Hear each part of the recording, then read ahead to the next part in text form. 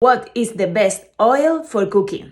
Always an olive oil high in polyphenols, which they are natural antioxidants, and that translates to higher smoked point. Olive oil can be reused up to 5 times without losing its properties if you cook it under 360 degrees Fahrenheit. Instead, seed oil like canola, sunflower, colza, cottonseed, linseed, grape seed, those can be used up to 3 times.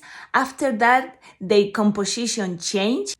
So if you cook at 250 degrees Fahrenheit, you will be losing the 40% of the olive oil in polyphenols. If you cook at 340 degrees Fahrenheit, you will be losing the 75% of the polyphenol content. It is amazing that after cooking with the olive oil, it still has polyphenols, which are natural antioxidants.